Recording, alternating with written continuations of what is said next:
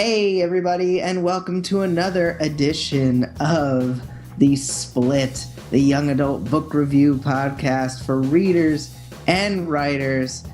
I'm Bryan Cohen.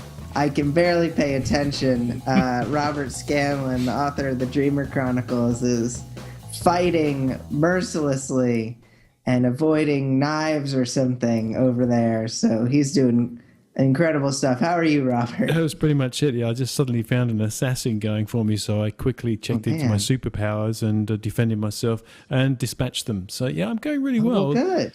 Have to say that this morning, autumn or fall, as you would say, is we're in the last month of it now, and although I'm still in shorts, it's cold. 13 degrees Celsius, 55 degrees Fahrenheit, and from my point of view, that's cold.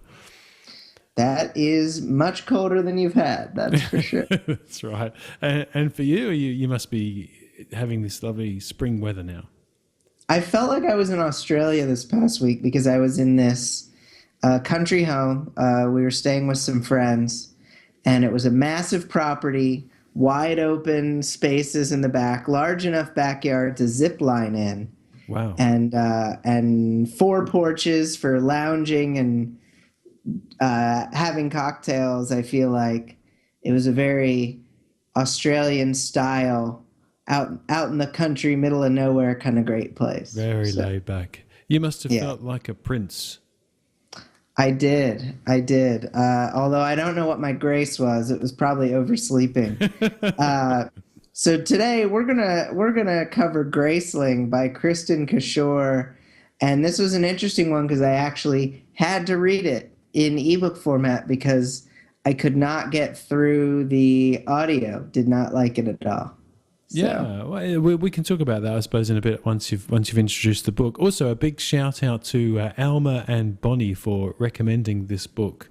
Much appreciated. These book recommendations work, don't they, Bryan? Oh yeah, it's so great. No one's given us a stinker so far. We've really enjoyed all the ones that we've gotten to read, and it's been, it's a pleasure having readers out there, listeners out there who want us to give another book a shot. Let's give this one a shot then, Graceling. So, take it away. Yes, Bryan. Let's give this one a shot. All right, quick summary coming up. In a world where a select few possess special talents known as graces that can range from dancing to swimming, Katsa's power is killing. She's been forced to use her abilities for her tyrannical uncle for most of her life. But when a kidnapping plot reveals much more below the surface, Katsa must team with another graced fighter to save a young girl and an entire kingdom. So,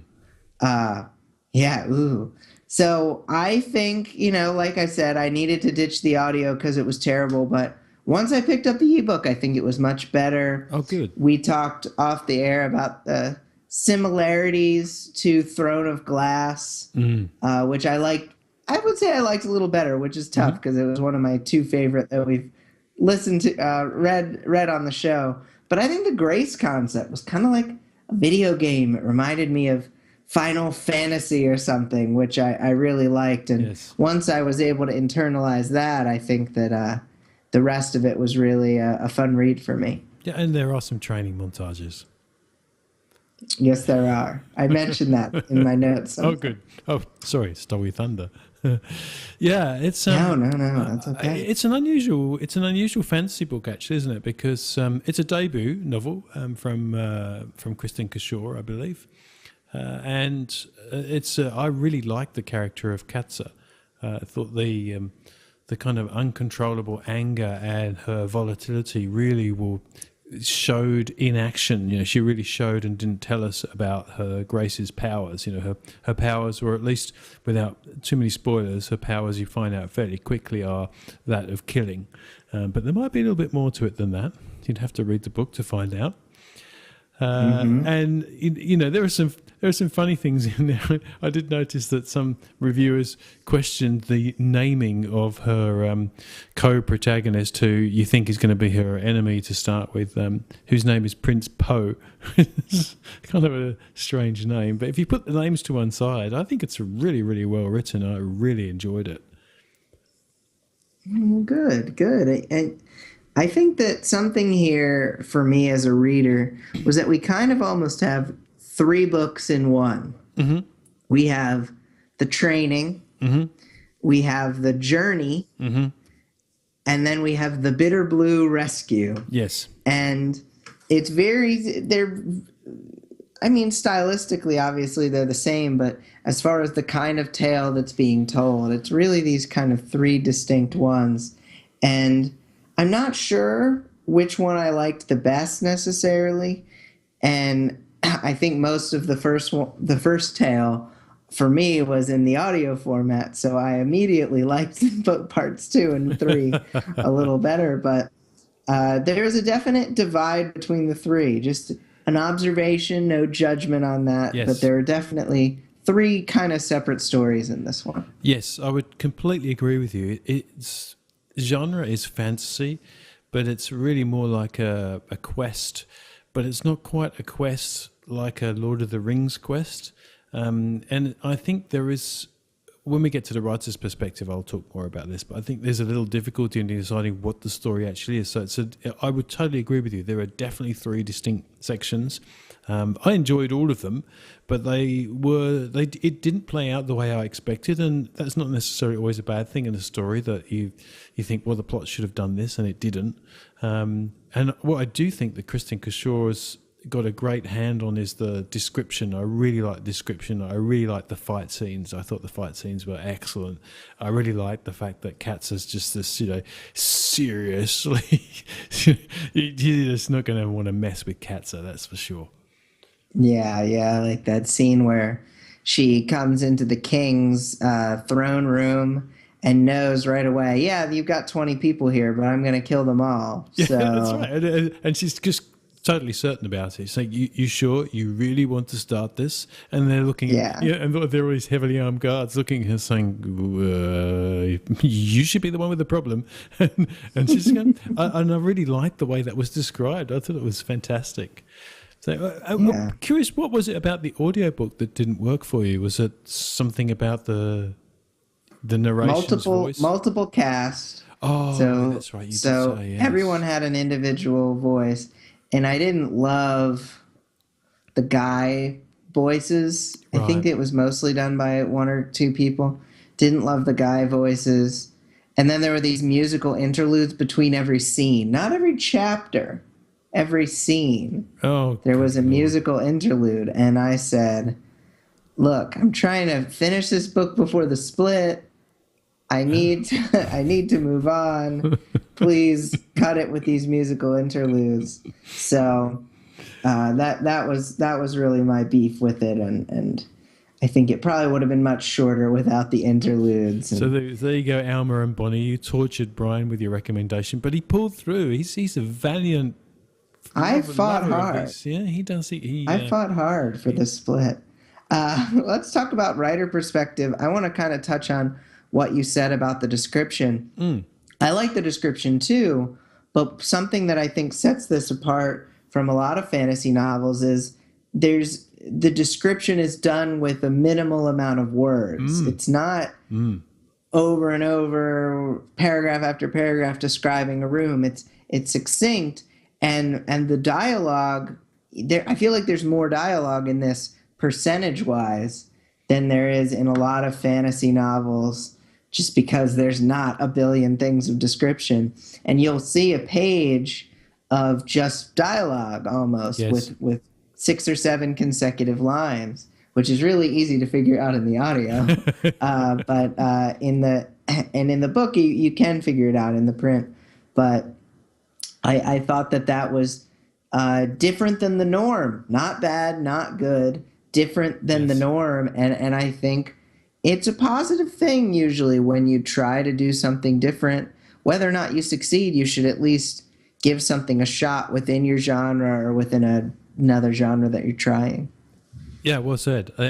From a lot of the time for debut novels, you might find that a writer errs on the side of more description or more dialogue. I know I've fallen into the too much dialogue in for earlier drafts of books, and you think, oh, this is going to be great because it's just everyone's talking, and so you think that's show don't tell, but it's not always, because it can end up the characters actually just giving exposition, and I think that Kristen Cashore doesn't do either of those. Actually, her dialogue actually was one of the highlights of the book for me. I really loved the repartee between Katza and Poe. I just thought it was fantastic. It was really kind of snarky, yeah, we're going to get on, but we're never really going to, we're always going to be a bit edgy with one another. And I must make the point too that clearly Katza is written as a very opinionated feminist. And this is not for the under 15s. There's what seems like casual sex in there. If you have a strong Christian ethic or a strong belief in the sanctity of marriage, which I don't, but I'm just saying this because there may be listeners that do. I would recommend you go to Amazon and read some of the less positive reviews, because they're not necessarily less positive about the story, but they're less positive about the character of Katza. So this is, again, something for both readers and writers, I think. If you're going to write that and you're going to let your own beliefs and values shine through, be careful that can be taken the wrong way by some people. I thought it was fine. I mean, this is it's a fantasy with magic in a medieval setting that doesn't have the usual kind of dragons and sorcerers and things. It just has this wonderful idea of these graces, which I thought was really clever. Yeah, I love the graces. I definitely love the graces. On your point of the sanctity of marriage stuff, I mean, it's no worse than any sitcom's point of view on exactly. Casual relationships. It's much milder than that. So if you're watching, I don't know, pretty much any U.S. sitcom, you're probably fine with the level of her belief on that situation. So another point, I think King Lek was a great villain. Yes. Because he was seemingly unstoppable with his grace. Now, he wasn't three-dimensional or anything. No. But he was very scary. Yes. And when you have a built-up, really amazing character, and you know that she has nothing that she can do to stop this bad guy, I mean, that leads to a lot of tension in a very good way. And I thought that really worked in the book's favor. Yeah, it was quite clever. This was one of the unexpected turns, and this was one of my points from a writer's perspective, is that I fully thought that the two characters, it's kind of a spoiler really in a way, would end up doing battle with Lek, but because of his grace, they can't. And so they have to run away. And so this is, you think Katza, she's the assassin. She's up until now been unstoppable, but she can't defeat this guy. And you feel it tangibly, you feel it palpably in her as well, the disappointment that she can't take him on. And you even feel the effect of his grace on them as well. I thought it was masterful. I have to say that was one of the areas where, when that occurred, I thought, oh, that's so clever. How are they going to resolve this? And I didn't particularly enjoy the way it played out after that. I thought I was waiting for something more epic, although I thought the resolution was still clever. It was kind of a TV resolution. Yeah. It wasn't a movie resolution. It was a TV resolution. It was and overall it's a smaller story. It's not an epic thing. And I know with Ted Saves the World, I fall into that sometimes, thinking of the TV resolution versus, and I've had people note in reviews, these fight scenes reminded me of a TV episode. And, that was kind of by design, but also kind of just what I've taken in. And maybe Kristen Cashore is also in the same boat, that it's a very TV plot. Overall, it's a TV fantasy series versus a fantasy movie. That is very well said, Bryan. You are so on it today. Thanks. Yes. I just took a nap. That must have helped. But I think that's true, isn't it? Where you can get caught up as a writer in wanting to write something completely epic movie-wise. I suppose that would be the aspirational dream of many a writer, is to be signed up for some giant movie deal. But you got to look at it this way: George R.R. Martin hasn't done too badly off a TV series. No, he hasn't. No, he hasn't. So maybe thinking TV could also be another way to look at your books. And to quote a famous TV series, not that there's anything wrong with that. Very nice. I have one last writer point.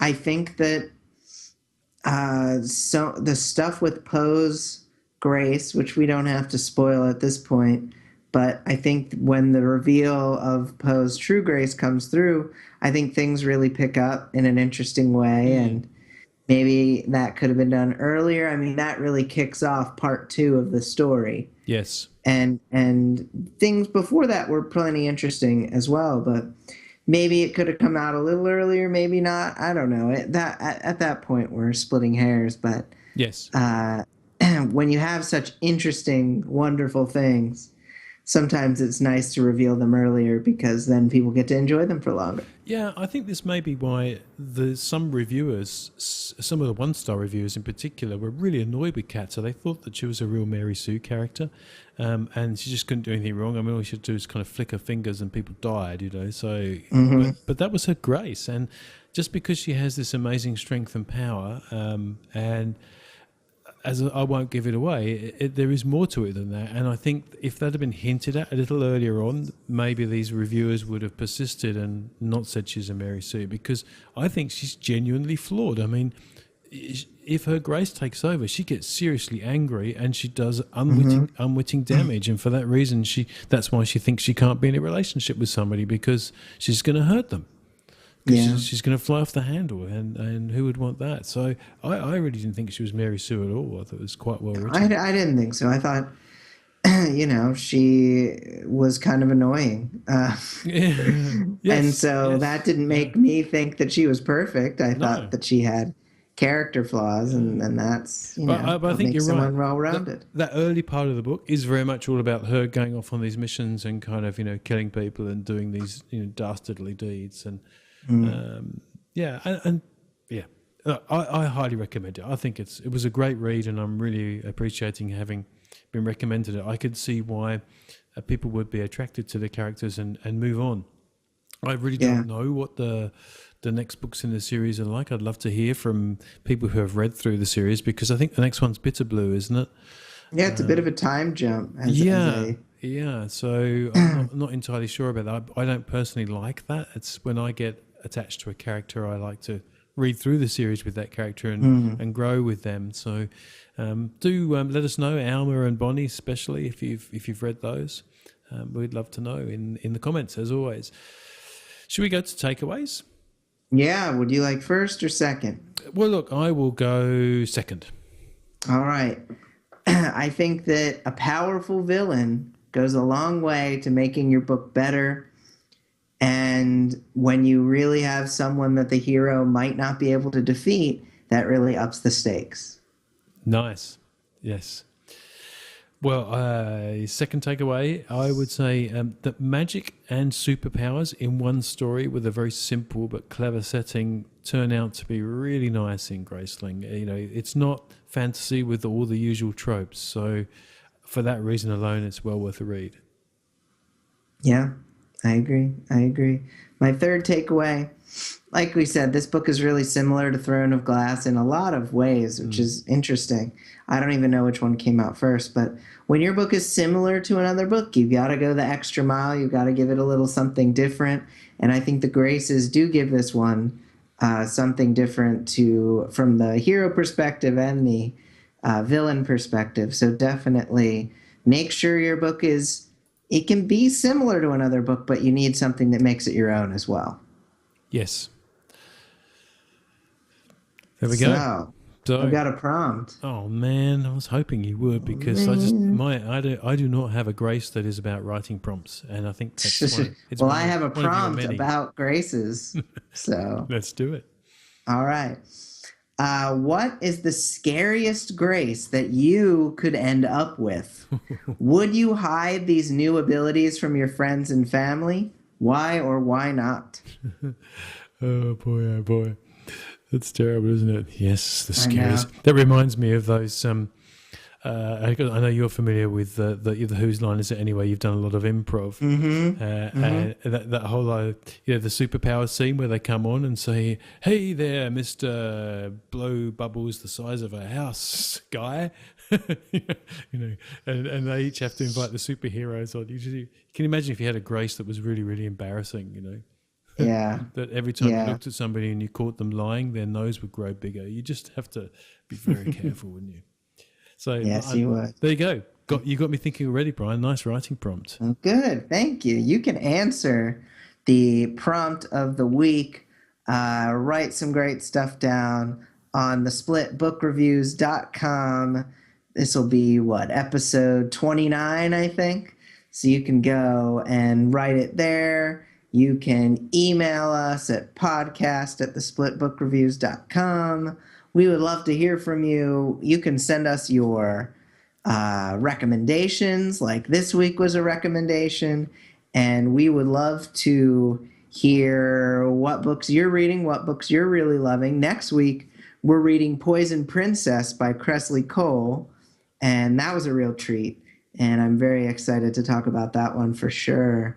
But any thoughts, Robert, for any last Graceling or podcast thoughts? One more thing, which is not really to do with Graceling, but I do notice that if you go to our website these days, we can sign up for a newsletter. So that's interesting. Yes, you can, when we've got a couple of subscribers. I think so. It's very exciting. People want to follow us. It's a great thing. Of course they do.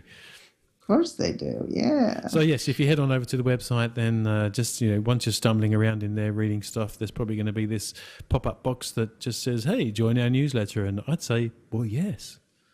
Yes, you should. You should. Good point, Robert. That's Robert Scanlon of the Dreamer Chronicles. I'm Bryan Cohen of the Ted Saves the World series. This has been another episode of The Split. Check us out next week for Poison Princess. Have a wonderful day and week of reading, and we'll catch you back here next week. Next time. Be careful with your graces, folks. Thank you guys for watching. Somewhere on this page is a subscribe button to the Split channel. We do reviews every week.